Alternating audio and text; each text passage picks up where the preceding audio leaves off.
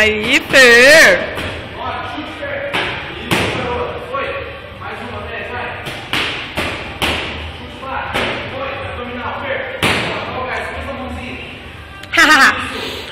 Dá uma olhada aqui pra eu ver como que tá